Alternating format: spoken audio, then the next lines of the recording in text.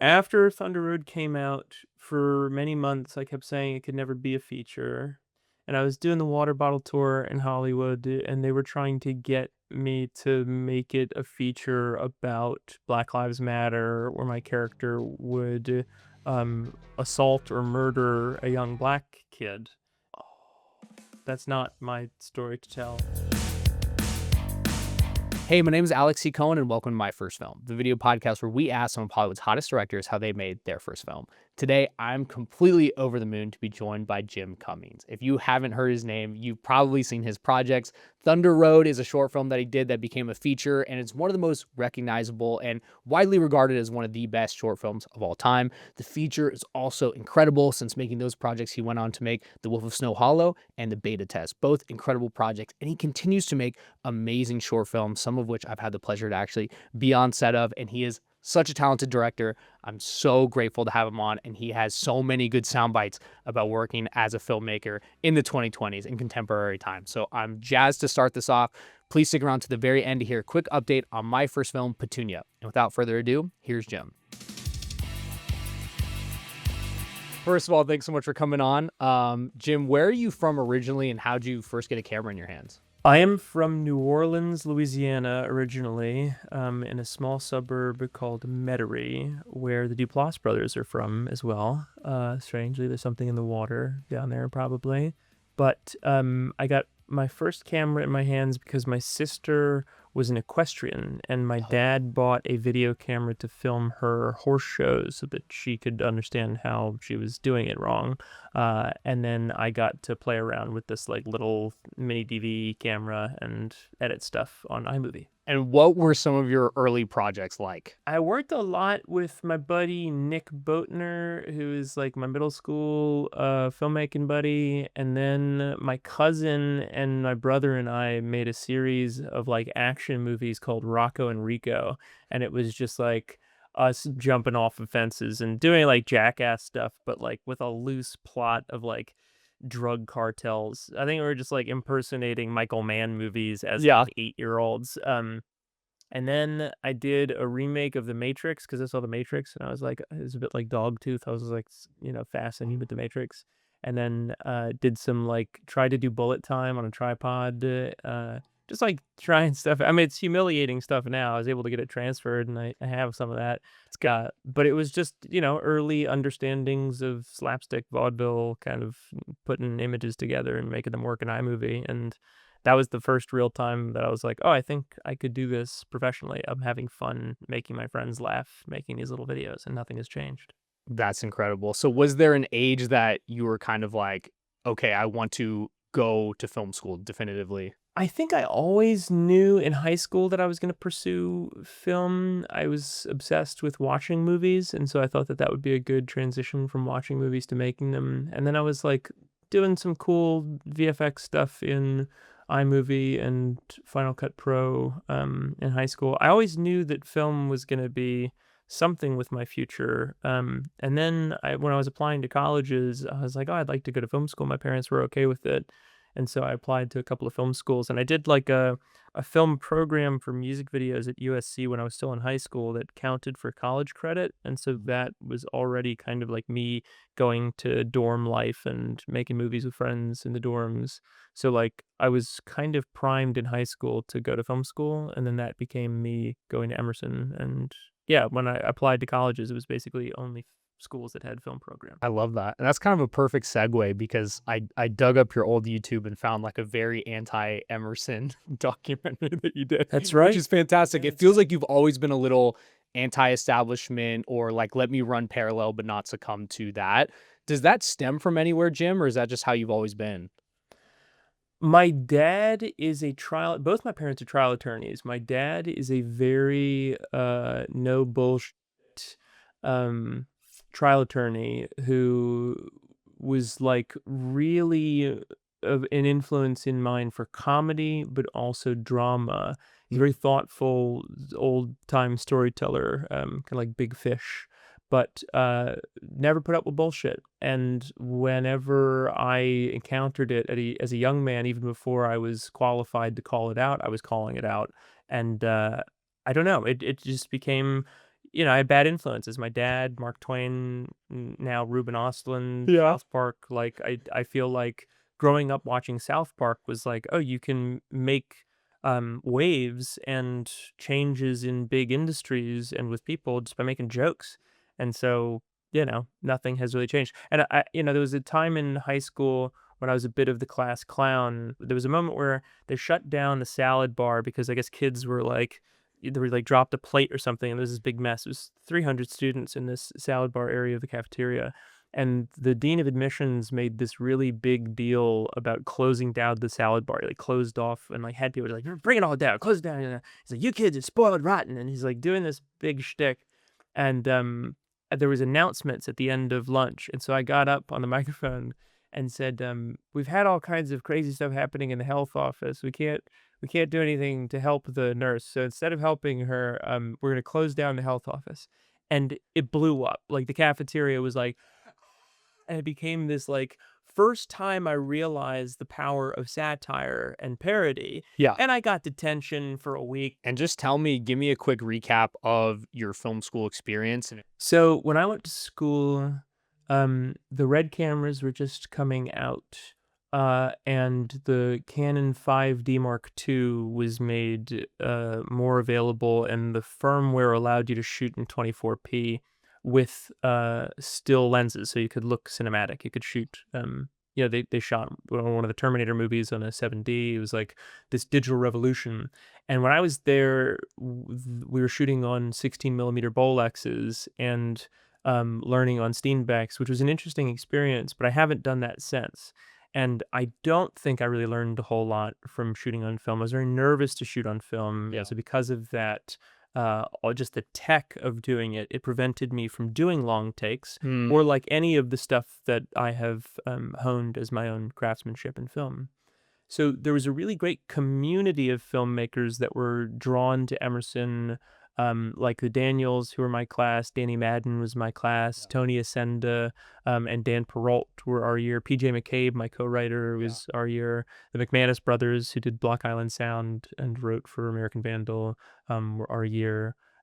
We had like a really good clique of people that acted in this kind of sibling rivalry friendly competition mode, a bit like Spielberg or Lucas or whomever, where they were competing with each other at Emerson film festivals and stuff. And that really was the education of like, if Danny Madden's going to make something, ours has to be better. He's going to flip a car in his. He's going to flip a car in his film. We got to do something cooler. Like it became this marketplace that is very much like the studio system. That prepared me for making movies, and it definitely inspired me through pettiness to become ambitious to make something that stood out. And so I'm still doing that. I'm still competing with Danny. Danny's in Boston shooting his new feature, and I'm like, I got to do something that's better than that. So that was very helpful. But then, really, educationally, the things that we learned the most about what it was like to make movies or grow as a filmmaker is showing up on a weekend and helping somebody make their short film or making one of your own with a team. And the future is going to be much more like that. I think if someone is going to film school nowadays, you're going to learn a lot more from YouTube than you ever would from one teacher in one classroom on one subject. So, I also think that in the next 5 to 10 years, we're going to create a super intelligence as a species, and then that thing is going to be able to answer any question you have about anything. And so, like, I think it's going to change education and artwork. What is the point of having a skill set of taking data into your brain and then being able to work with it if there's something in your smartphone that can do it a million times faster and a million times better?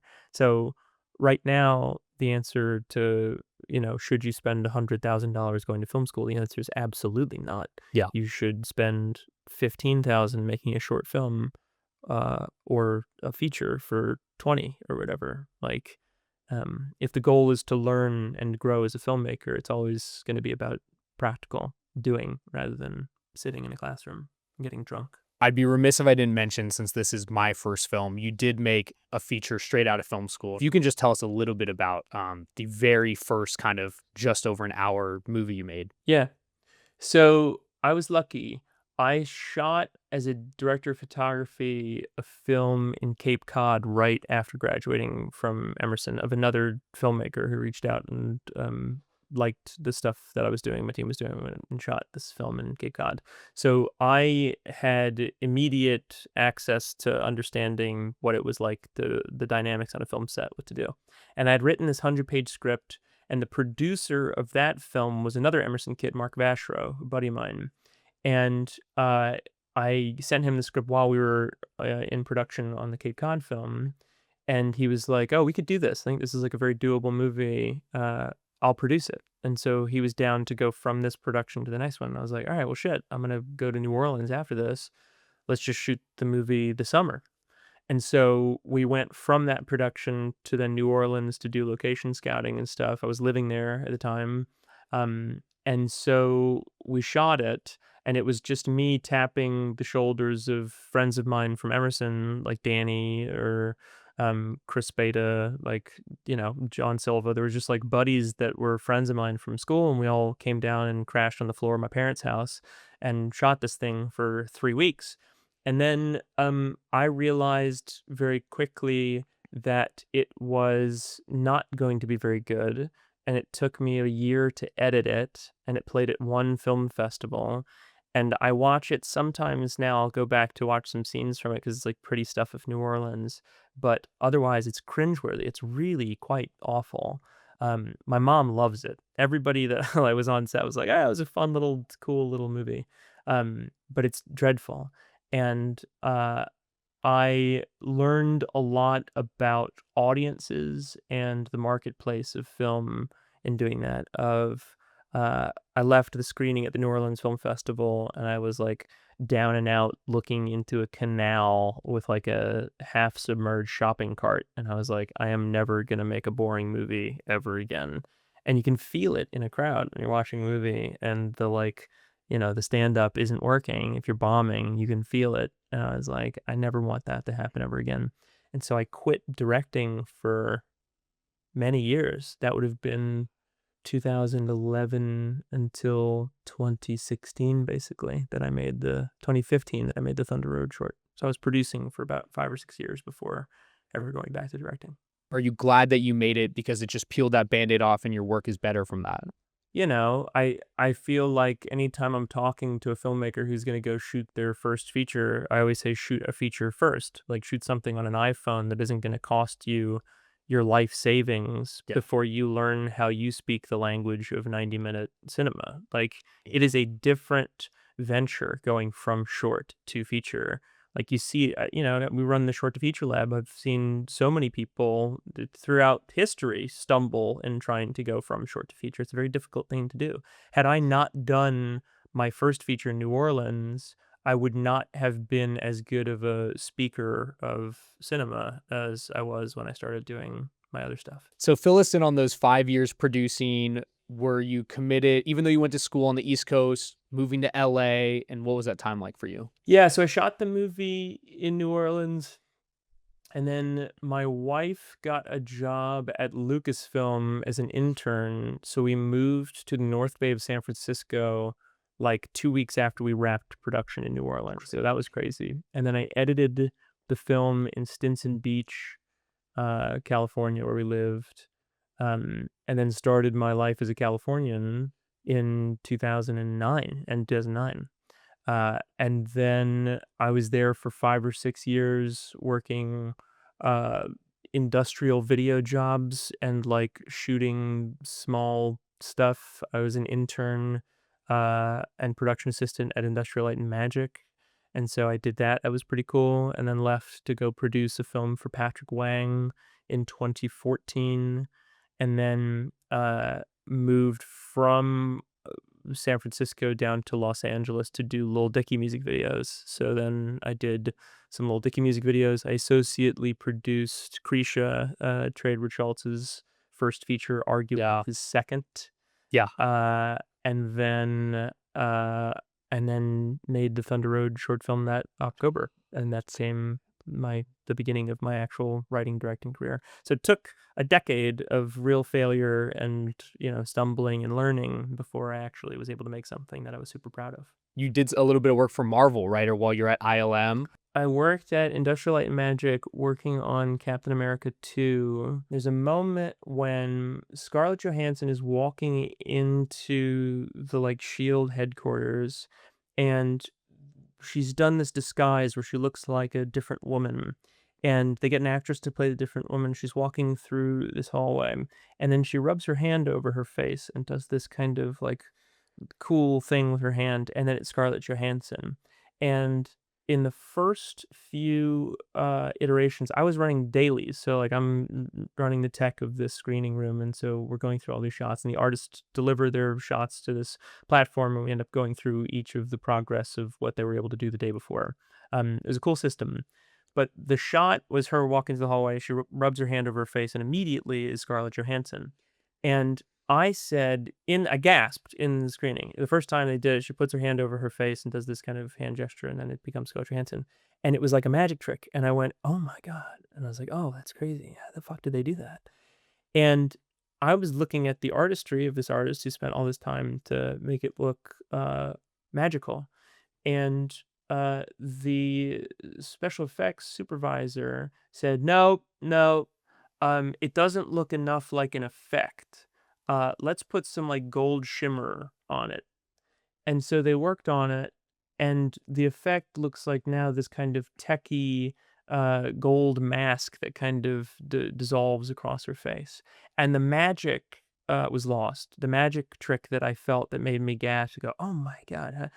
And it wasn't in a furtherance of entertaining an audience or making them go, oh, wow, this is really magic. It was because a few decision makers at a company in Hollywood who specialize in comic books want it to look a certain way to match the aesthetic of this thing rather than entertain an audience.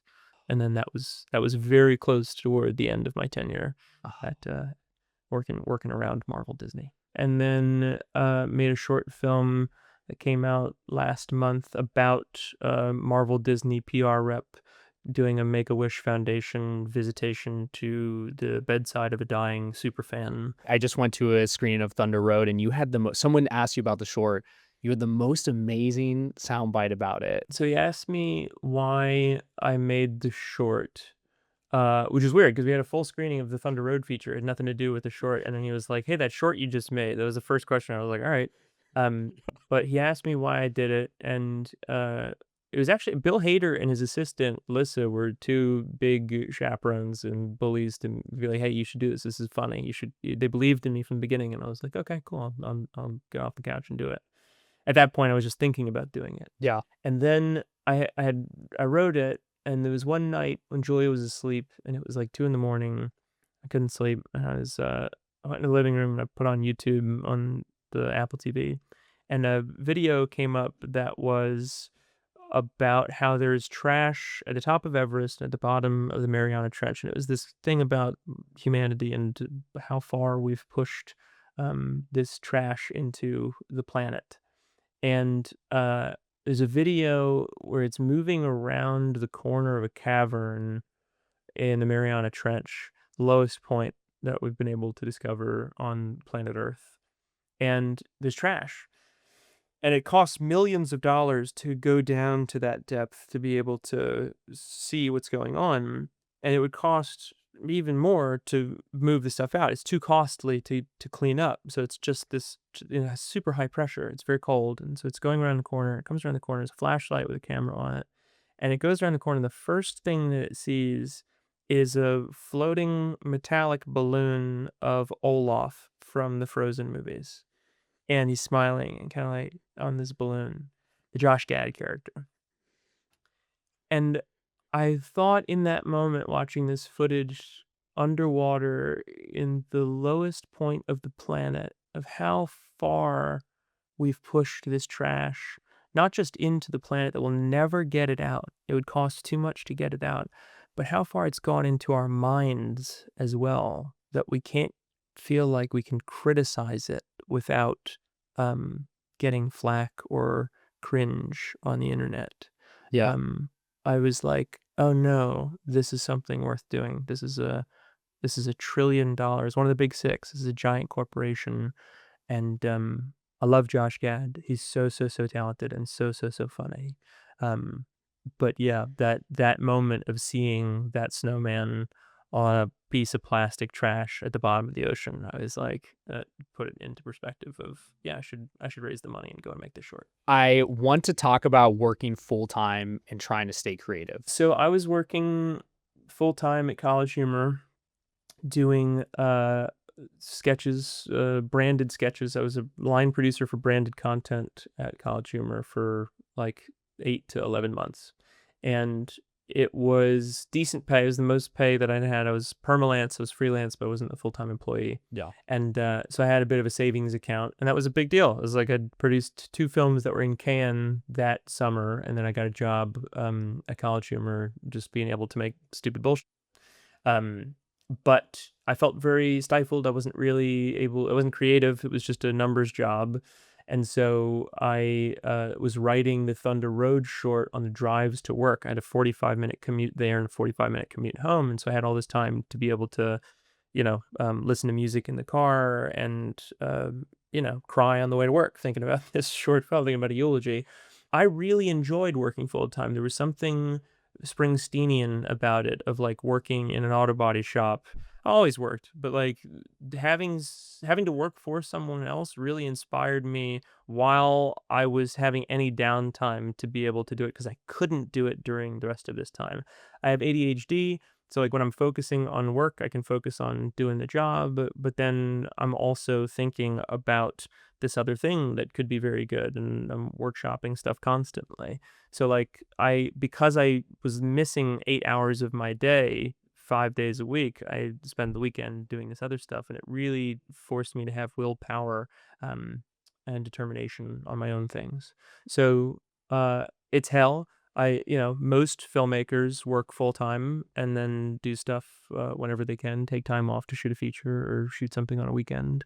I'm doing that now. It's very fulfilling to still be able to make short films through people helping us out through crowdfunding. Um, but yeah, it is an incredibly difficult thing, even for someone who is successful, to be able to make enough money to make a living in doing this stuff. You need to shoot commercials. Like the majority of the money that I make is through acting. It's never through directing. I'm always like waiving my fee as a director just to make sure the movie's going to be good. When you were doing the Thunder Road short, you were recording yourself sort of writing it out loud in the car. Do you still do this process? It's usually voice to text. So I'll like, that's how I was doing it before. I do voice to text into a notes file, and then I would move the notes into a Google Doc and then assemble the notes to be like, this is where it would appear in the story as like scenes. And so we do that for everything. So like almost all of the dialogue that we write is out loud. And then we, workshop it a bunch, or I'm thinking about it with music and I'm acting out the scenes. And I'm like, oh, this could be good for this moment. But it takes like years of ideation, year and a half of working on something before you actually think of the right thing. And then like you show up on set and there's times where it's changing. Like there was a moment in the Thunder Road feature that I changed the eulogy to fit this one line in. I wish I had known it for the short film, but I got to Texas, and Zach Parker, my executive producer and buddy, said, if there was ever hardship when I was growing up, I just John Wayne it, and he just kept talking, and I was like, he just used John Wayne as a verb, and I was like, this guy is so Texan, and I was like, that's right, John Wayne is a famous movie star. It's a movie thing too. So I put it into the eulogy for the feature, and said like, oh yeah, I was never upset growing up, John Wayne. And I say it almost as like an excuse, and also like I have now realized that that was probably a bad influence to have John Wayne be a masculine influence for me. But that was like 2 weeks before we shot the feature, and I was like, oh, that's going in. That has to go in. It's such a good line. It's one of my favorite lines in the feature. And did you know from the start of developing the short that it was going to be one take? Yes, yes. I'm a big fan of Children of Men, and I was deeply impressed by that movie in the cinema. Saw it a million times, and then I knew that going from hand-drawn animation and then sketches to do something impressive or equally impressive as hand-drawn animation where every frame is animated. The way that you would do that by transitioning to live action is to do long takes. So I was like, all right, well, let's do a very complicated long take. I'll act in it. And then it also has to have, a very complicated dance routine. It's got to be funny and sad, like a Pixar movie. Like, what else can we throw at this guy? It's like, what if it's also about a cop? What if it's also about like a very tough guy who's not supposed to cry in public or feels like he can't? Like, it's just adding all of these spinning plates to make people go, Jesus Christ, I can't believe they did that. And then I was like, what if we use like a really copywritten song? But I was already thinking that. I was already like, it's got to be Thunder Road. Like, if my mom passed away, that would have been the song that I would sing. I wrote a letter to Bruce. He saw the short and said, yeah, it's fine, do it. And so we put it on Vimeo as their first staff pick premiere, July 19th, 2016.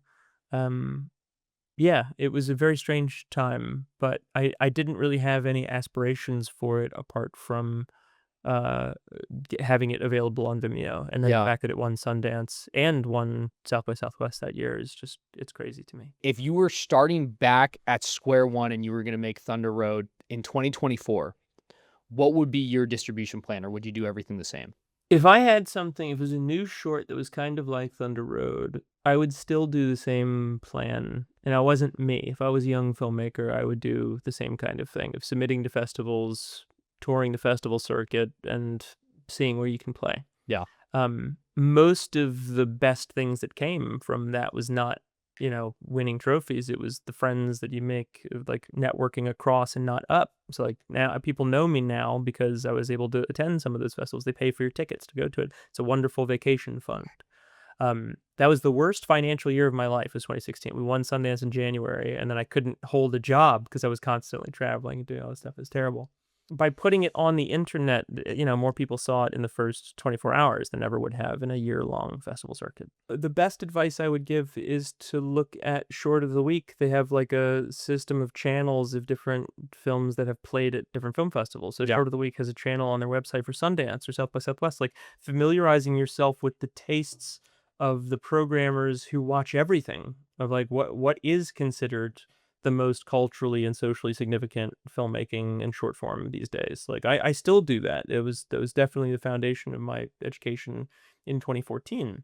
So like that's the best thing. Length is always a problem. And then if you go to a shorts block at a film festival and they do the cards of credits and then immediately it goes to black and then there's a rolling screen, everybody starts talking to each other in the theater, everybody's on their phones. Like it's it's very important. And then also, if you could cut the credit short just by doing cards and everybody, it takes less time, and that's less time on your runtime. So a programming team is far more likely to program something that is shorter because then they can play more shorts in that block. They can have more filmmakers from around the world, be premiering in this block than just your 18-minute film. It sounds like you guys had the short, but you never intended to make it into a feature. Were you thinking about doing another project as a feature, or what was the moment where you're like, okay, Thunder Road's going to be the real debut feature? Yeah, so after Thunder Road came out, for many months, I kept saying it could never be a feature. And I was doing the water bottle tour in Hollywood, and they were trying to get me to make it a feature about Black Lives Matter, where my character would assault or murder a young black kid. And I was like, that's not my story to tell, and it's also not this one, but it felt like it was so how it always is with Yeah. executives. They're like, oh, I saw this in the news. What do you think about this? This could be neat. It's just stupid. And so I ended up not thinking about doing a Thunder Road feature, and then I made 9 more single take short films over the next year and a half after doing the Thunder Road short, and learned how to tell long form stories. So like the minutes shorts that we did are 6 short films, but they clock out at like 96 minutes or something like that. And there's interconnected characters. It feels like a Robert Altman film. Yeah. So we re-edited it as a feature and put it out. It's called Minutes. And so I felt a bit more competent to tell a story over 90 minutes. And then I had the idea to start the feature with the short. I was like, oh, that could be interesting. And then I had that idea. I was like, what could be good? And I started writing notes down on my phone and then spent like 5 days writing it in PJ's basement, drunk. And then that became the first draft of the Thunder Road feature. So I had very little intent in turning it into a feature. And then I had a good idea for it. And I was like, oh, this could be how we do it. And tell me about making the podcast version of your screenplay so that you can show people. It's not too unlike this. I'm talking to you on the microphone that I record the podcast on. In the room I do it in, actually. I will just get the screenplay up on my laptop, and then I will start reading it. And instead of doing scene headings of like interior police station day, I'll say Jim walks into the police station. And then I play all the parts, kind of how I'm thinking of them being played, the very least, a bare, like, ground floor of what the thing should be, pacing wise, with jokes and, comic timing and stuff. And then I bring that into Premiere and I edit it just dialogue wise. And then I bring in music and sound design sometimes to. It's very bare bones, very simple. But if you're an actor or an executive producer hearing the movie first, you're like, oh, as an actor, now I can elevate this with the physicality or with better performance than Jim can do for a 9-year-old girl. And you guys did a really successful Kickstarter. You also had people who saw the Kickstarter and then got involved to give sort of like more donations outside of Kickstarter. Did those people get equity in the film, and what was that process like? Yeah, so we ran a Kickstarter campaign. We raised about $36,000. The movie cost like 190, 200,000 to make. So that got us off and running, doing pre-pro and location scouting and everything, and booking locations and permits and shit like that. And then because of the success of the Kickstarter campaign, and because we knew that we were gonna have to raise another, 170 grand, 160 grand, we started reaching out to people that had money that we kind of knew or were able to email and say, hey, this is the feature of the Sundance winning short. Yeah. Napoleon Dynamite did this. Whiplash did this. Like, this is a long tradition of going from short to feature. And we had like 7 investors come on to invest, and it was like 15 grand, 5 grand, just kind of like pockets of money, and people that wanted to support, who like had seen the Kickstarter possibly and then wanted to buy a share of the movie to help out because the Kickstarter had closed after 30 days. Got it. So we were able to sell a share of the movie, I think for like 15 grand, maybe Okay. 12 grand, something like that. And so people would come on to buy 1 or 2 shares, and it was just a way for us to gap finance the movie. And then now that's how I make all my stuff, basically. Like, Yeah. anytime I'm doing, small budget filmmaking, it's all that. Yeah, that's incredible. And when you say 1 share, is that 1% of the movie? Is that 1 point? Yeah, that's 1 point of the LLC that owns the movie. And so you guys had a kind of a unique distribution situation. When you screened at a Academy qualifying film festival, Amazon had a program called the Stars Program where they would offer you a $200,000 deal. I think it was 200, maybe it was 100, deal for the streaming rights for 2 years, no questions asked. So like, you could take it whenever or leave it. But that was a really great thing that they did, and they since discontinued the program for whatever reason. But that was a really great thing for us. That was like half the budget of the movie, right there. So we took that deal. It was on Amazon Prime for 2 years, which is great. People saw it. And then we got a grant from Sundance as part of their Creative Distribution Fellowship, which I also think is no longer a thing, where we got 33 grand to self-distribute the movie, and they did a case study that's like very open book of how we were able to do it. If you haven't Amazing. read it and you're considering self-distribution, you should definitely read it. Yes. It's a good field guide as to how you can do it on your own. So we self-distributed Thunder Road in the United States, called theaters, sent DCPs, sent posters, did the whole thing. And then my buddy Ben Wiesner went to Cannes with us and just met with a bunch of distributors, and we would send them screeners to be like, hey, would you consider making an offer for this film in your territory? We had a couple bidding wars. The movie made 200,000 euros in French movie theaters alone. So like, we're able to make all the money back just from French theatrical, not DVD or Blu-ray or TV sales in France, just theaters. So like, it was a very interesting thing to get no offers after winning South by Southwest and getting into Cannes. And then by doing it on our own, we made, $1 million or something like that. You have a great video you made 5 years ago about basically saying like, this is the most exciting time in the industry. And that was kind of pre-COVID. But I'm just wondering how you're feeling, Jim. Like, what's the state of the union in the industry? And do you think that like the way that you're making movies is the only way to make movies? Do you have to find a friend to sell their house, or how are you feeling? I think that legacy corporate entertainment is really like falling apart in free fall. And when I talk to people who are more established than me, they admit it privately.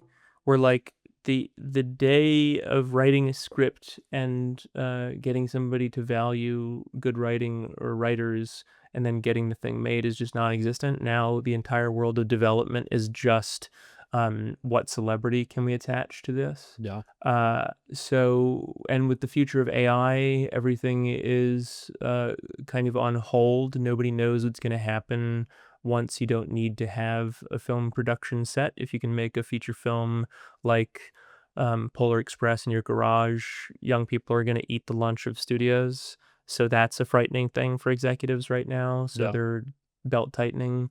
I think there's going to be more mergers and more layoffs this winter. I can't imagine that we're going to go back to the way that things were, because the strikes ended up creating systems in the studio where you don't need writers or actors. You can put out, library content, stuff that you've already made, and re-release it in 4K. The tech companies are no longer competing with each other for market share, so there's going to be a slowdown. I don't think that making movies our way is the only way to do it, but it is going to be a very unfruitful waste of time to continue knocking on the front door and imagining you're going to get a deal like you did in the 90s or the early 2000s.